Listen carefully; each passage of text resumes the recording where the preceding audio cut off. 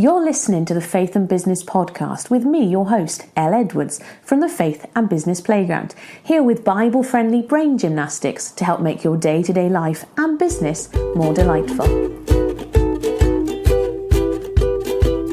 In today's episode of the podcast, we're going to be considering what the secret might have looked like if the reticular activating system had been discovered by a Christian instead of by the lady who wrote the book, The Secret. So a quick kind of introduction to both in case you're not familiar either with The Secret or the reticular activating system, because I've read The Secret and the essence of it, I guess, and this is the kind of like the 30-second summary, is it's that this idea that thoughts become things. So the things that you think about, the things that you reflect on, the things that you give time to in your thought process, they become actual things. Now, there's a film that goes with the book as well, and people in that film will talk about how they made cars actually happen, and it goes into metaphysics and all this sort of stuff, and it's quite heavy. However, as a Christian, you listen to that and you read that, and particularly when in the book the author talks about how by thinking about things, you're giving instructions to the universe, and how the universe is just itching to do your bidding. And it came across almost like, I imagined a dog. Any of you who are dog owners, they are very willing, and they get really excited about everything. And my dogs are rubbish at catching balls, I've got to be quite honest. You throw a ball, they'll run after it, and then they just leave it there. But I know lots of dogs do love to run after a ball and then bring it back, sticks and anything like that, really. And there's this sense that the universe is a bit like a really over-eager puppy who's, you just put out this thought, and then the universe is going to go and chase after this and make it actually come to you. Now, as a Christian, I have a real problem with this description. I've got no problem with people talking to the universe. You might have heard me say before that I believe our God is bigger and more amazing than we are, obviously, but he's bigger than the need to get hung up on semantics. And so when people talk to the universe, I personally believe they're actually talking to God.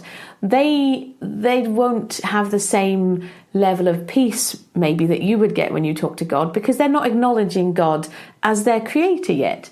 But I don't believe God gets hung up on those semantics. However, I do have a problem with this idea of God bounding around just wanting to give us everything we've got, because let's be honest, that isn't our reality. You've probably got examples in your own life of times when you've been really, praying really hard about a specific situation, and the answer's been no, or not yet, or something completely different to what you were anticipating. So God is not like an over-eager puppy just running around giving you everything you want. Going, okay, you want a new car? There you go. Oh, you want a new laptop? Here you are. That's not the reality. But the science behind The Secret, which I'll get into in a moment, but it is the reticular activating system, the science behind The Secret, I have no problem with. And so that's why I'm introducing this idea of what The Secret could have looked like if the reticular activating system, the science behind The Secret, what it could have looked like if a Christian had discovered it instead. And it would have been a quite different book. It would have been different in tone, because it would have been talking about God rather than the universe, for example. But some of that language around the eager puppy wouldn't necessarily have been there as well. Now then, if you're not familiar with the reticular activating system, where have you been? Okay, I'm kidding. I know I'm still just growing the Faith and Business Playground, and not everybody listening will have been here back in the summer, for example, when I did a whole video on the reticular activating system. So I'm going to give you the short version. The reticular activating system is actually in your brain. It's a part of your brain that does lots of complicated things, things that I'm not going to go into now, but my understanding of it is it does things like help control your temperature and things. But the bit that it actually does do, and I almost said doo-doo then, the bit that it actually does do that's of interest to us within the context of this conversation is that your brain acts like a filter. Now, if you've heard me talk about this before, you can probably fast forward over the next 90 seconds or so. But if you need a reminder, here's how it works. You have lots of stimuli coming at you every single day. Much like, and I'm going to use this analogy, I've used it before, I make no apology for that, much like your Facebook and Instagram feed. There is lots of content being put out there into the social media world every single moment of every single day. And in the same way, you have lots of stimuli coming at you every single moment of every single day. Now, if you were to consciously notice all of that stimuli all of the time, two things would happen. You'd either go mad or you'd get nothing done. Neither of those are optimal. Therefore, our amazing Creator, our amazing God, planned our brains to deal with this. And how did He do that? The reticular activating system is the answer. So you might be familiar with the idea that, I give the example of cars. I have a bright yellow car. And by the way, it's really hard to be a grumpy driver when you have a bright yellow car, because everyone recognises you. And you can't be like a road rage and know that there's someone over there, in a shiny, smiley yellow car and you're being grumpy. But that's an aside. I have a bright yellow car. And I noticed after I'd bought my bright yellow car, I started to see yellow cars all the time. And the same is probably true for you. Maybe if you found out that you were pregnant, you suddenly start seeing people with pushchairs all of the time. I've noticed a lot more teenagers hanging around, and I think it's probably because my children are reaching that age of teenagerness. That's not even a proper word, but never mind, we're going to go with it. I'm not like little kids. I still am aware of little kids, but my children are past that age now. My children are 11, 13 and 15. It's a different experience. Quite enjoying it actually, but it's a different experience parenting teenagers, as anybody who is a parent of teenagers will tell you, to what it is parenting little children, when you've got tots under feet. As another aside, I personally think that our teenagers get an awfully bad rap because yes, there are some grumpy teenagers around. They've got a lot of hormones to deal with. But I'm loving being a parent of teenagers. I'm finding it, there are exceptions, but generally speaking, is it less stressful than being a parent of little ones? I wouldn't go that far.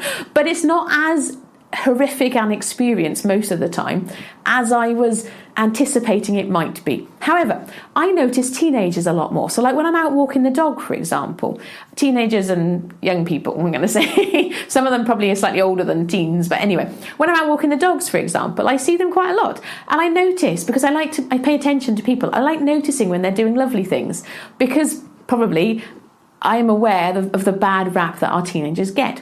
It's just another little example of my brain filtering in things that it thinks are important to me. Now, here's where it gets interesting. You can hack your brain. You can train your brain to know what is important to you. And I've given this example before as well.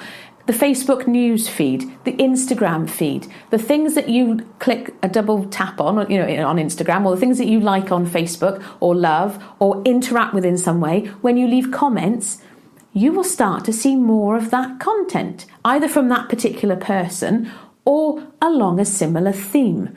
Because you can't, if Facebook was to show you everything that is shared by your friends and the pages you like and the groups that you are in, it would be really overwhelming. So instead, it shows you the things, thanks to the algorithm, it shows you the things that it thinks are important to you. And how does it know that? It learns. So as a point of interest, I almost said as an aside, and I thought I can't say that 3 times in one episode. As a point of interest, if you are currently frustrated with the things that you are being shown on social media, I would challenge you, take 7 days, possibly 14 days, and consciously pay attention to the stuff that you're interacting with. And stop liking things. And even stop viewing some of those stupid videos. If you think, oh no, not another stupid video, not another clickbait article, don't click it. And then guess what? Facebook won't show it to you anymore. It will take a bit of time to catch up. It's not like as amazing as your brain. It will take some time, maybe a few days.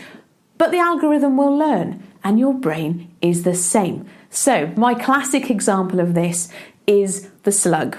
I see orange slugs multiple times per day. No, that's not true. Not multiple times per day, multiple times per year.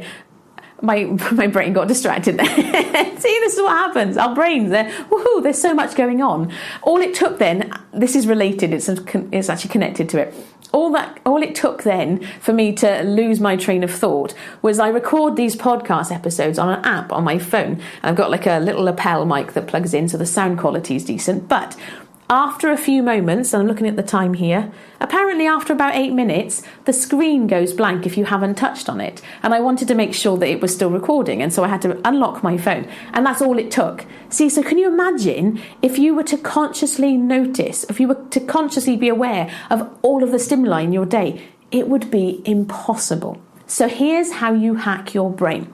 You start to pay attention very deliberately. Now, slugs is my example before I got distracted. I see orange slugs, and I'm not just talking like orange, like the colour of an orange, the fruit. They're like neon orange. I kid you not. The very next time I see one, I'll have to try and remember to take a photograph and share it, because they are neon orange. And I see them probably 3 or 4 times a year, because my brain thinks that they amuse me. and I keep giving this example now. So the more I talk about them, the more I tend to notice them. I would guess, and I haven't done a scientific study on this, but I would guess that you probably have not seen neon orange slugs. You might see them now that we've given you this example. But your brain, you can walk along the path wherever you happen to be going, and you'll just be going on your way. Your brain will not go, hey, look, there's a neon orange slug, because your brain doesn't think it's important to you. My brain knew that probably about 4 years ago now, got really amused. I happened to be looking down at my feet one time when I was walking the children up the path to school, and I happened to notice this orange slug, and ever since, because I got amused by it, because I think, wow, that's really quite unusual. Ever since, I keep seeing examples. Now, how do you use this on a concrete way in your day-to-day life? You start to consciously notice stuff.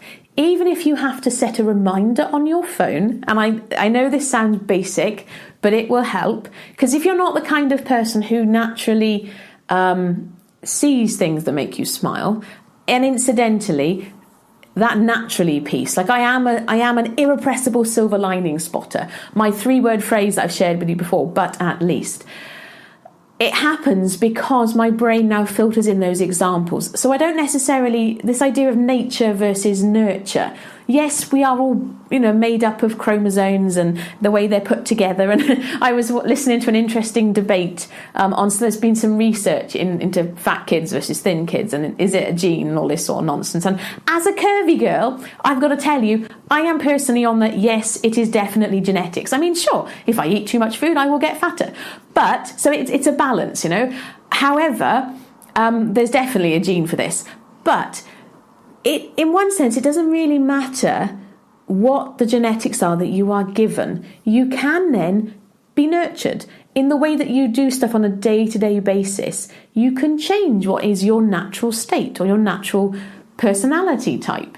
So even if you say to me, do you know what, Elle, I'm just a gloomy person, I will tell you, no, you don't have to be. You can choose to change that. And the reticular activating system is how you do that. So if you're a person who doesn't tend to notice things that make you smile, if this is something that is challenging for you, I would encourage you to set a timer on your phone or some other device, but phones are handy. Set a timer or an alarm to go off about every hour initially. And when the timer goes off, I want you to pause whatever you are doing, wherever you are. Depending on where you are, that might be tricky. You might have to just delay it slightly, but if you're driving. But actually, you can do this when you're driving too. I want you to pause and then take a look around you, or have a listen, because we can engage all of our senses, and find something that will make you smile. Find something that is lovely to you. Find something that is delightful or curious or wondrous. And then enjoy that feeling of, oh, that's rather lovely. Look at that. That's delightful. And then move on with your day until the alarm goes off for the next time. And the more that, by doing that, by actually pausing and consciously paying attention and noticing, you are signaling to your brain with a great big flag and neon signs, this is important to me. I enjoy this feeling of smiling. I am enjoying this. And your brain, the more you do this, I'd like to say you only got to do it for maybe a couple of days, and it will start to be something that your brain will filter in for you. It's why it becomes really challenging with mental health stuff, that we can get into that downward spiral. It's why, going back to the example of The Secret will tell you that, thoughts become things, and the more, if you notice and reflect on negative stuff, the more you do it, the more it comes. It's actually your brain filtering it in. There's psychology around the idea that your brain wants to prove you right. So by thinking to yourself, oh, everything's going to go wrong today. Like, for example, you make a cup of coffee and maybe you spill a bit. Oh, there we go. This is going to be a rubbish day. It will be a rubbish day because your brain will start filtering in examples of one thing after another and you will spiral downwards. But you can spiral upwards as well. A spiral can go both directions. So instead of going, spilling my coffee, oh, this is going to be a terrible day, you could go, oh, I spilt my coffee, that's annoying. Okay, the day will get better from here. And watch what happens. And that is essentially the premise of The Secret, and is essentially the premise of what your reticular activating system can do for you. It's incredibly powerful. And our amazing creator God made us with that reticular activating system, which is why I maintain that God wrote the book on personal development. We don't need to reject all of this stuff. We don't have to get hung up on semantics. Our God made us this way. And so personally, I believe it's time to embrace those tools, embrace that amazing brain and the way that you are put together to help make day-to-day life more delightful. Because yes, it makes things better for you, but there's a wider impact on this as well. Because, it's this idea of kingdom living. I personally, you pray the prayer and it means when you die, you're going to go to heaven. Yeah, great, okay, fine. I don't want that to happen for at least another 40 years. I've got far too much stuff to do. So how about we bring heaven to earth and actually make day-to-day life more delightful so that we can be these shining beacons of God's love in this world? That's actually what this is about. Yes, it's about making your personal life more delightful, but there's a bigger impact and there's a bigger world out there that you and I believe, are called to love on. And so that's why it's important we don't reject this stuff. That's why it's important we don't just go, yeah, no, that's new age nonsense. That's why we are instead, I believe, called to go, okay, well, is there some truth in there? Is there some stuff in here that I can use? Is it biblical? And I believe the answer is yes. And so this is our first little introduction, a first foray into how this personal development stuff, particularly, very specifically, the reticular activating system and the Secret's idea of thoughts become things. But how can we use this stuff to make life more delightful for us? How can we use this stuff to bring heaven to earth? And I will leave you with that. I would also challenge you as well. If any of this stuff I've been been talking about as you've been listening, if any of that stuff is something you've never tried before, and maybe it's triggering you slightly, because that's one of the caveats I feel like this podcast and the website should come with, is I'm going to challenge you. I'm going to make, that's my goal at least, is that I will probably say things sometimes that make you go, no. And it'll make you go, ah, okay. That's okay. We are also given brains to think. And I feel like I should tell you here and now, I will get it wrong sometimes. And you can tell me that you don't agree with me. That's okay. It's okay not to agree with everybody. It's okay to have conversations. I mean, look at Job, for crying out loud. Job was really not very happy with the situation that he was in. And yet we talk about the persistence of Job. He's in the Bible. He's God's example of that. So it's okay to ask questions. It's okay to go, yeah, I'm not sure. I think what it's about is coming to this from a place of love, knowing that Jesus is at the center of all this stuff. For me personally, I think, okay, Jesus dying on the cross, that bit, yeah, that's my certainty. Everything else, okay, we'll figure it out as we go. So the classic example is, Revelation. If you sort of read Revelation, and there's some people will go, there's that whole 1,000 years stuff, and they're like, oh, do we go to heaven before the 1,000 years? Do we go to heaven after the 1,000 years? And people can tie themselves up in knots, getting really, this, da, da, da. My mum describes herself as a pan person. She says, do you know what? God's got it. It will all pan out in the end. And I'm very much like that as well when it comes to the specifics. The other example is baptism, infant baptism versus adult baptism. And I know the Church of England and Church of Wales, the big traditional sort of, yeah, you know what I mean, Church of England, Church of Wales, high church, they will do infant baptism. I go to a Baptist church, we do baptism as adults, we full immersion. Who's right? Who knows? Okay, so Jesus got dunked under the water. But they baptised babies and children, I believe. I'll have to check that in the Bible. But does it really matter? Do we really want to get so hung up on things and so caught up in knots around this stuff that we quarrel amongst ourselves all the time and we stop loving on the people? That's my challenge, I guess. So, my point being, if you've listened to this and some of it has made you go, yeah, I'm not sure, don't worry. If it's really too much for you, put it away. You don't have to be here. If it's not too much for you, if you're ready to go, yeah, okay, and give it some thought, try it this week. So do what I suggested, set that timer and see how it works. And if it does make life more delightful and you can be more loving on the people in your sphere of influence, the people who you're called to love on, all well and good, fantastic. But more than anything, really, just thank you for listening. Thank you for being here. I love sharing this stuff. I get really excited about it. So to get to share this more widely is like a dream come true for me. So thank you. I shall be back next week with some more delightful goodness for you. But in the meantime, smile, have yourself a delightful day. Take care. Bye-bye.